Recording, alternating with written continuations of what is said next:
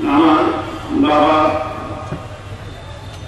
আব্দুল সহিদ আনসারী মহান রবের ডাকে সাড়া দিয়ে এই সকাল ত্যাগ করেছেন। আজকে ওনার পবিত্র জানাজার নামাজে যারা সম্পৃক্ত হয়েছেন সকলকে আমি আমার পরিবারের পক্ষ থেকে কৃতজ্ঞতা এবং ধন্যবাদ জানাচ্ছি। আমার বাবা কোন ধরনের লৌকিকতা পছন্দ করতেন না, এই জন্যই পাশেই আমার দাদাদাদির কবর মালিকের সেখানেই সমাহিত করা হবে এবং আমরা সবাই তার জন্য দোয়া করবেন। তিনি মহান আল্লাহ যেন তার সেই জান্নাতুল ফেরদাউস দান করেন এবং তার যত ভুলভ্রান্তি যেন ক্ষমা করে দেন। এবং আপনারা জানেন আমরা দীর্ঘদিন এক জায়গায় ছিলাম, আমার বাবাও আমার সঙ্গে এক জায়গায় ছিলেন লন্ডনে। আশা ছিল যে বাংলাদেশ একদিন স্বৈরাচারের কবল থেকে মুক্ত হবে। তিনি প্রায় 2 মাস আগে এই বাংলাদেশে আসবেন এবং আমার বাবা মা দেখা হয় প্রায় 9 বছর, কারণ আমার মা যেতে পারেনি এবং আমার বাবা যেতে পেরেছিলেন। তো সেই জন্য এই 9 বছর পরে আমার মা বাবা দেখা হওয়ার পরে 2 মাসের মতো দেখা হয়েছে। তিনি লন্ডনে হয়তো অসুস্থ ছিলেন, অনেক সময় দেশে আসার পর তিনি সুস্থ হয়েছিলেন। তিনি যেদিন স্ট্রোক করে যেদিন আগে সেদিনও তিনি বাজারে গিয়েছেন। তো এবং একটি মানুষ ছিলেন, আল্লাহ তাকে পছন্দ করেছেন।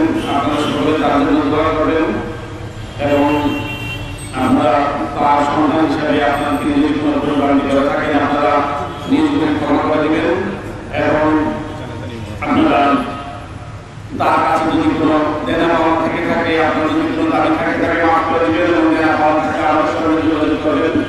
আমরা সেটি পরিশোধ করার চেষ্টা করুন এবং দোয়া করবেন।